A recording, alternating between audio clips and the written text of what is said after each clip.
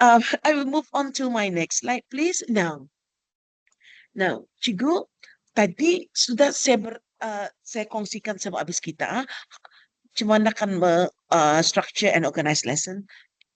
And as coaches in our school, how do we leverage the use of AI apps to assist teachers in our school with lesson planning? Again, you as a coach in your school, and you're going to use all these skills and expertise and knowledge yang saya share tadi 40 slide satu, Cigo. Macam mana kita akan menolong untuk mensupport guru-guru kita di sekolah. Alright? Sengaja saya tanya soalan ini, tapi saya simpan dulu because this will be our discussion at the end of the session later. So if you have answers for this, keep them aside, Cigu. We're going to discuss later. Alright? But for now, kita strategize dulu jawapan-jawapan kita. Put on a note, ali-ali, ini. How can you support as your role as a coach in your school to support guru-guru supaya semua orang menggunakan DeepSeek and ChatGPT ataupun any other AI website to create lesson plans, Cigu. Masa tanggung jawab ini, Cigu, amanah ini kita ni bakal bagi ba. Kalau saya ini mengungsikan orang, Cigu, saya berdosa, Cigu. So saya sudah bagi ilmunya habis kita, ini giliran habis kita lagi untuk mengungsikan barang ini ke sekolah habis kita. I hope it makes sense. Pasal, Cigu, barang ini macam jadi ubat barang guru-guru ba. Macam teachers will feel happy, Chico, if you share with them. And we cannot assume dorang pandai sudah. Pandai itu pandai macam mana? Mesti juga dilihatkan, Chico, macam mesti juga, okay, you may want to see what the product of their lesson plan. Boleh juga macam itu. But it's up to kita. Because we do not want to like pinpoint, habis kita coach di sekolah kita mesti buat macam mana. That's not right, Chico. We don't feel right to do that, habis kita. We give you the autonomy sebenarnya. Bis kita dengan tugas bis kita, dengan tugas kita, your role, macam-macam mengajar lagi apa. But we want at the same time to empower habis kita as coaches in your respective schools, Chico. Okay? Masya Allah. All right, now, Chigu, I'm done with my first training objective. May I move on to my second training objective, please? Reactions, Chigu? All right. Thank you very much. Thank you. Now, I will move on to my second training objective, yeah? All right, now. Thank you, Chigu. Tapi, izinkan saya minum kali sekejap, Chigu. Sekejap, bismillah. All right, now. My second training objective, Chigu, is on this rubric. How do teachers plan for progress in learning? Progress in learning artinya there are connections. The sequence of lessons are coherent, Chigu. Macam lesson minggu lapas, bertemu dengan lesson minggu ini, bertemu lagi dengan lesson minggu depan. How do we make sure that lessons are coherent, Chigu? How do we make sure that macam mana within one topic ani lessonnya flow-nya bisa Chico. Flow-nya bisa Alright? Now, so that there's progress in learning, Chico. Now, we are going to unbox this rubric, Chico. Kalau baca macam ini saja memang boring. Memang kita ni kan macam lambat faham. Apa sebenarnya kan? Kalaupun bis kita faham, Chico, macam mana kan memahamkan guru di sekolah kita? Itu lagi masalah. Kita ni paham pulang ni. Kita ni paham. Tapi sudah guru-guru di sekolah kita ni, kita paham. Macam mana supaya orang paham ba ni? Expectations ni ba? Pasal kita ni namo alang-alang di sini ba, Chico? Kalau kita ni mengajar ba, Chico? Kita ni taruh alang-alang di sini. Alang-alang RPN 5. Supaya guru puas hati dengan apa yang kita ni kongsikan, dengan apa yang kita ni ajarkan dorang. Alright? So this is my way, Chico. Kalau kita pakai, gunakan because I need dari slides saya. Use these slides juga to share with teachers in your school. Okay? Let us unbox Now, cara saya meng-unbox cikgu, saya pecah these expectations into 4 parts, cikgu. Ayat yang sama nih, cikgu. Ayat yang sama. The first sentence is here, the second sentence is here, the third sentence, and the fourth sentence. Saya pecah, cikgu. Yang pertama, lessons are part of a coherent sequence that progressively develops learning. And then yang kedua, lesson objectives and expected outcomes are well defined. Yang ketiga, again in the third sentence, teachers address vocabulary, common mistakes, and misconceptions. And then finally, teachers demonstrate excellent pedagogical content knowledge. Terlampau banyak. Ayah, saya pecah lagi sebuting-sebuting nih, Ciko. Apa maksudnya sebuting-sebutingan nih, Ciko? Apa maksudnya? Alright? Now, yang pertama tuh tadi, Ciku, lessons are part of a coherent sequence that progressively develops learning. Apa maksudnya? Building blocks in a tower, Ciku. Macam mana? Lesson satu dah saya beritahu guys kita yang satu topik ini kan dihabiskan 3 minggu. Macam mana supaya topik kita ni tu flow-nya bisa ya, Ciku? Each lesson is like a building block, carefully placed atop the last one, forming a tower of knowledge. As each block is added, tower grows taller, Chigo, and stable, and that represents students learning. Yang penting kan anak belajar daripada lesson kita ni. Why this is important, Chigo? Why this is important? Terlampau banyak perkara yang kan kita ni overhaul ni Cikgu, overhaul. This is my very personal experience, Cikgu. 12 tahun saya mengajar. Top 2017 kita ni ada LNCP. Alright, this is funny. Saya mengajar first topic of my year 10 punya lesson on drawing graphs. Okay, saya mengajar IGCSE Maths juga. So dalam scheme of work, ada drawing of graphs, straight line graphs, and then curve, macam-macam. Habis topik itu 7 weeks, and then dalam scheme of work cikgu menyuruh kita ni mengajar algebra cikgu, algebraic expression cikgu. Terkajut saya punya coach, saya cakap, ya Irninya, why do you teach drawing of graphs first, and then baru ke algebra? Because I said I was just assuming because durang year 8 belajar the drawing of graphs. You cannot assume ya. Mesti kukuh dulu algebraic expression. Mesti pandai dulunya. Macam mana solving, macam mana evaluate, macam mana expanding, macam mana factorizing. Your lessons are not coherent. Ya, oh, okay. Masya Allah. Pembelasan tahun tidak ada orang beritahu saya, Cikgu. Tidak ada orang beritahu saya. I was just assuming yang kanak-kanak ini ada prior knowledge area year 7 and year 8 SPE mathematics. Alright? So the first part of this ani Cikgu, mana dia? Ni first part ani Cikgu. Lessons are part of a coherent sequence. Atau dulu kita ni check Cikgu. Jangan kadang kita saya cakap banyak kan dia overhaul ni Cikgu. Banyak yang kita ni dah sadar selama ini kita ni berbuat perkara itu kurang bijak lah cara kita ni planning itu. Alright? Ani ada small sentence Cikgu selesai sudah. The second part Cikgu, second part of this sentence. Ada saya soalan Kalau soalan ni Cikgu, boleh saya saya tidak apa-apa. Kita ni sikit kan saya address. Cikgu, we are going to finish around 4:15 ni Cikgu. Okay, because saya mau santai sama habis kita. Alang-alang saya jumpa habis kita. Kita ni jarang berjumpa Cikgu Kita ni jarang berjumpa. So, ini saya jawab Macam to know prior knowledge kan tu Cikgu. Prior knowledge, yes, you can say that. Tapi sequence ini Cikgu is more than prior knowledge Cikgu. More than prior knowledge. And also boleh bagi simple questions to know where the students are at that time. Boleh. Sekarang, lepas tadi saya share atau Cikgu. Alright? Let me finish this first, ya. Thank you, Cikgu Norida. Okay, now. Andi sudah. Again. Adakah masa lesson plan itu? That's why saya beritahu awal tadi masa starter, we include all these 10 components. We add in these 10 elements. Pasal ia kena pinta bercikor BTS TPA kita ni band 5. Alright?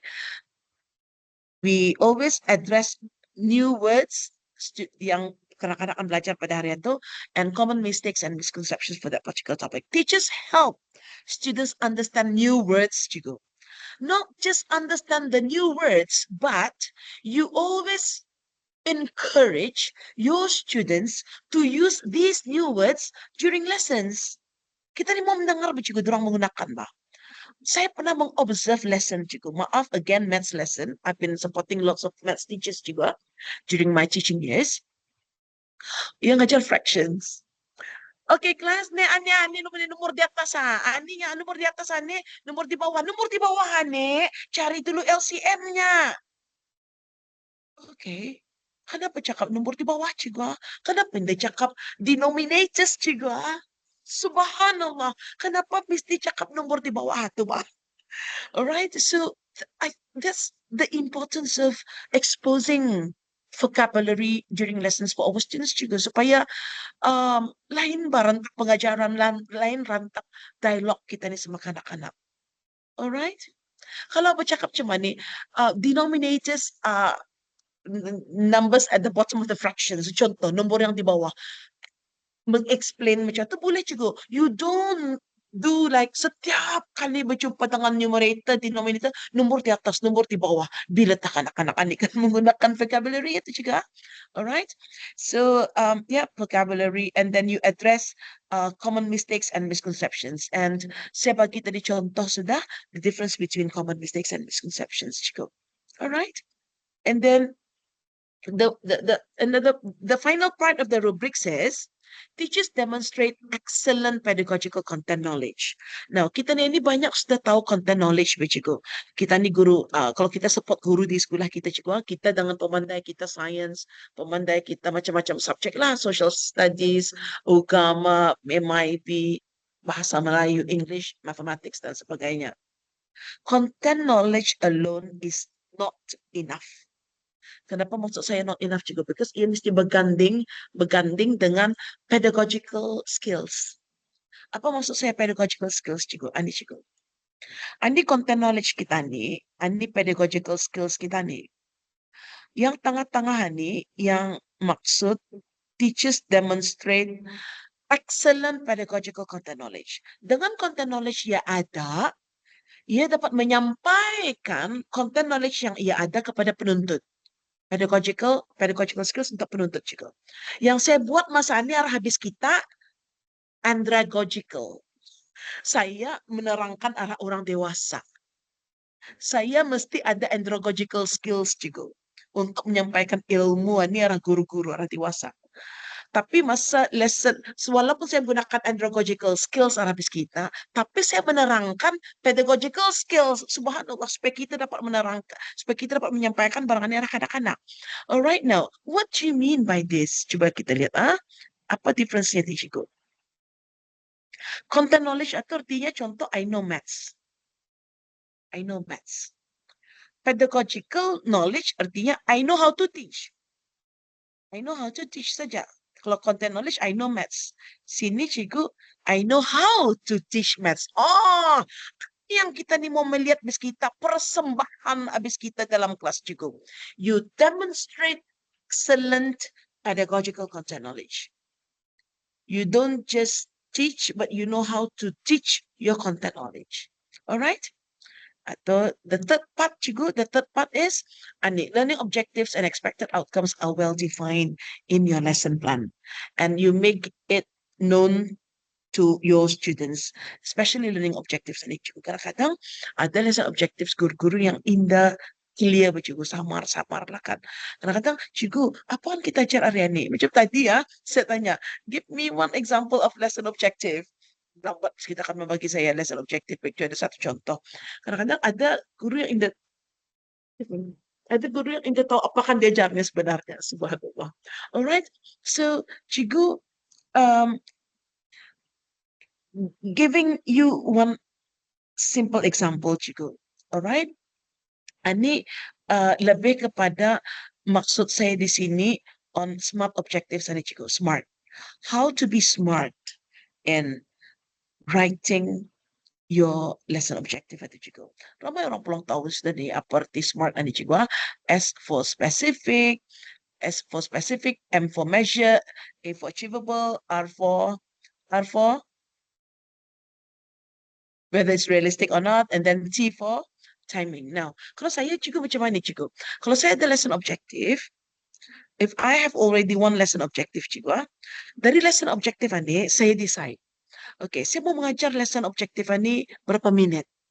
Contoh, saya cakap, okay, 20 minutes. 20 minit. So within these 20 minutes, saya mesti membuat semua. Dari mengajar, question and answer, bagi activity, sama testing them formatively, formative assessment, activity dan sebagainya semua. Within 20 minutes selesai, and then we move on to the second lesson objective. But how do we make sure that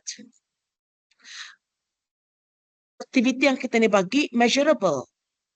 Macam mana kita ni tahu lepas mengajar? Contoh juga, when I do the timing, when I do the structuring, kita ni sudah menstruktur ani 20 minit. Macam mana pembahagiannya 20 minit ani? I will say to myself like 10 minutes saya mengajar, 10 minutes saya buat activity, contoh. So the first 7 minutes mungkin saya explain, okay. Saya bagi satu konteks nih juga, satu konteks yang saya gunakan, lesson objektifnya explain the process of photosynthesis. Ini sebagai konteks saja, ini sebagai contoh saja. So sekarang saya mau anak-anak pandai explaining photosynthesis after 20 minutes juga. Alright? And then 7 minutes saya mengajar ani bla bla or question and answer maybe, and then the end of the 3 minutes ada setkan short video contoh saja 2 minit ke 3 minit, so 10 minit habis itu juga. Macam mana formative assessment saya, macam mana saya tahu kanak-kanak ini menangkap dari apa, how to explain photosynthesis juga. Okay, now so contohnya macam mana juga, explain bla bla bla, and then saya bagi ada word equation, ada chemical equation dan sebagainya. Contoh ini Chico. I'm not sure whether this exists year 4 or ataupun maybe it's a year 5 topic untuk orang sains. And then how do we support our students Chico? Pasal kebanyakannya students yang agaknya terbuat activity sheet kita ni macam mana Chico? Sikit-sikit kita ni terus, and then kadang semua sama saja soalan. Semua orang buat perkara yang sama. Defining photosynthesis and okay, state the equation, the chemical equation and the word equation for photosynthesis. Penuntut mana juga pamandai itu juga. Terus banget kita ni suruh membuat lepas balik pun kita ni ajar 10 minit tadi. Penangkapan kan kanak-kanak kita ni, subhanallah, yang saya pernah mengajar ni cigo, Allahu Akbar, mesti banyak tukulnya cigo, banyak tukulnya bah. Mun paham tarus ingat indah ramai. So now, mungkin untuk kita mungkin 2 orang saja dalam kelas cigo kita bagi aktiviti ini, ataupun mungkin 3 orang. Alright, and then yang lain buat apa? You may want to give your math students with this worksheet. You give some support to go. Use scaffold learning. Bagi durang support bagi. Okay? Bagi banyak tangga lagi. Tapi kalau orang coba kita lihat. Do you see the difference juga in technical difficulties juga? Not just be support with some blanks, but also some answers. No, Cikgu, yang saya akan nyatakan di sini, we do not want our students to be forever here. And just for the sake of learning, dan kita ni mau mengajar penuntut kita ni itu, supaya ia shock. Oh, tadi fotosintesis ada pun artinya jadi explanation guru ataupun tadi ada video ada cemani. Oh, ada tunya carbon dioxide tunya sama ani itu bacigo. Dorang bercakap tu juga dalam 3 orang satu grup. Once they get this cigo, we don't want them to stop here because eventually we want them to be here cigo. Kita ni menuntun Menuntun ba? Bawa ba dorang ani ba cigo? Bukannya kan seumur hidup dorang atukan lah ba cigo? Exams questions have no support cigo. Bukan ada kan scaffolding cigo. Ani just for the sake of teaching and learning, kita ni mau membantu dorang, mendengani dorang, menolong dorang, supaya recap apa yang kita ni explain tadi, and then kawannya pun bercakap, kita ni pun mau promote dialog dorang sama kawan-kawannya apa semua. Ya ini tuh tadi ku dengar Ani tuh nya cuman ni. Stop bertokan lepas dorang terbuat, kita check maybe okay, move on. Pertama dorang move on. Move on to either this, no, sorry. Either this ataupun terus kemari Ciko. Ingat itu kamu tadi paham sudah kan pasal fotosintesis cuma bagian. Itu teachernya payahnya. Bantu apa? Kalau payah tidak apa-apa bagi paling aneh. Sekurang-kurangnya tahap sini sudah Ciko. You may want to recap next lesson, arah starter, bertanya pasal Ani, boleh je. Tapi kalau semua dalam kelas 1 semua terbuat Ani, boleh. Tapi untuk orang H, you can always prepare other materials relating to photosynthesis. Lepas dorang laju ni cikgu, orang H ni cikgu, subhanallah. Either they support their friends, para group la ataupun mak, ataupun your responsibility to prepare different sets of activities. Banyak lagi cikgu. Pasti papers ada, aktiviti lain ada, macam-macam untuk orang H kita. Alright? So that's how you make your smart objectives cikgu. Making sure that it is measurable, making sure that it is apa ya saya tadi attainable, achievable, yang dapatkan ya anak-anak kompeten, dapatkan ya kalau aku bagi aktiviti ini, dapatkan itu orang. Tanya diri sendiri soalan-soalan macam mana ini cikgu. Tanya diri sendiri. Dapatkan ya kalau orang aku dapatkan yang buat, orang maku lah. Cuma ya, itu bah. Balikkan sebenarnya soalan antara kita ini, supaya kita dapat memikirkan benar-benar. Namanya catering to diverse needs of students juga. Indah sanang juga, saya tahu juga indah sanang juga. Tapi sudah kita digunakan usaha kita ini untuk menolong durang-durangan ini. Alright, realistic, of course realistic. Pasal ya dalam kita ni punya scheme of work dalam syllabus kita ni mesti diajar. It is a realistic learning our objectives. Okay. Do we have to make 3 different LO for different abilities? Thank you very much for this question, Chigo Amalia. Do we have to make 3 different learning objectives? Indah. Sebenarnya haram. Tidak dapat juga. Masih lesson objektif kita ni masih sama. Macam Ani, saya akan mengajar photosynthesis. Masih lagi Ani explaining the process of photosynthesis. Kayaknya yang kita ni bezakan ialah activitiesnya. Yang kita ni bezakan the amount of scaffolding we give to all these different group of students. I hope I answered your question ya, Cikgu Amalia. Alright, now, lepas satu cikgu, lepas mod activity, selesai. Habis dia activity ya. In the finishing, ba cikgu?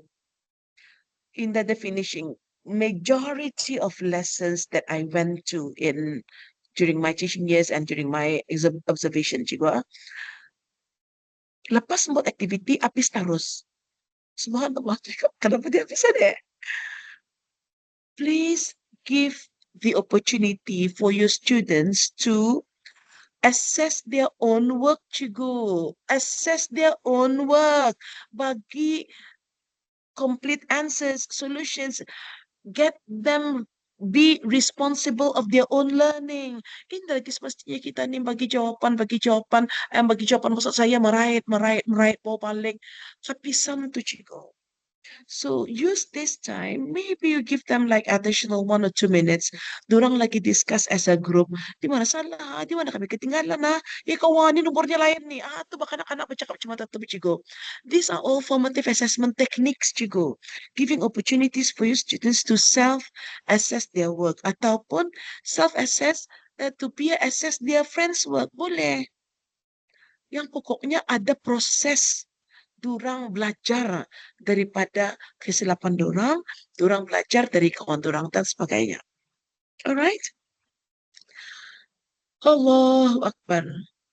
Now, we are reaching towards the end of our second training objective, cikgu. How can you, saya mau sabut we itu, how can you support your teachers in your school, cikgu, in structuring and organizing their lessons? Then, how can you, as a coach in your school, how can you, as a coach in your school, cikgu, to plan for progress in learning? Because, ya Allah, ada teh orang memesin rumput kita. Allah. Hindi siya to, bis kita kadangar atau perinda. Karena kami bising nih. Hindi to, bisin apa to? Pokoknya bunyi mesin. Now, saya cakap tadi cikgu progress in learning at cikgu, ada 4 perkara betul disentuhnya. Yang pertama, lessons have to be coherent. Yang kedua, they have to address vocabulary, common mistakes and misconceptions. Yang ketiga, mesti demonstrate excellent pedagogical content knowledge. Dan yang keempat, lesson objectives and learning outcomes mesti well defined.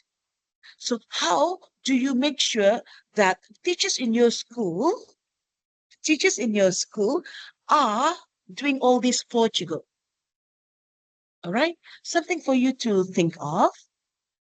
Ay, apa tu bandara? Macam mana tu bandara? Apa daya aku akan menolong guru di sekolah ku? Macam mana tu, cikgu? Kenapa penting soalan-soalan macam mana ni, cikgu? Kenapa penting? I always push myself.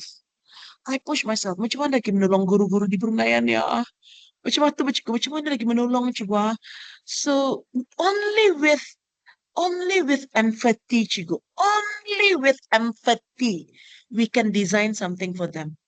I design lots of training materials, cikgu. Lots of training, what do you call this? Slides for Brunei teachers. We do it from our heart, cikgu. It's, ya, mesti ada empathy, cikgu. Baru dapat kita ni, kalau kita ni ada empathy itu, cikgu, it will bring you nowhere. It's only for you and for you and for you and for you. But I want you to empower habis kita, cikgu, as Brunei coaches, not expecting you to support teachers nationwide, but at least, flourish yourself as the most important teacher in your school by flaunting whatever skills you know, whatever skills you have, and dedicate them to share all these skills to teachers in your school. Macam itu. But we do not want to macam, saya nak mau cakap, mesti macam mana, cikgu, mesti macam mana. Saya nak mau, pasal saya tahu habis kita masing-masing dengan tugas habis kita.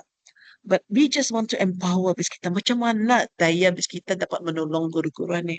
Cara kita. Alright?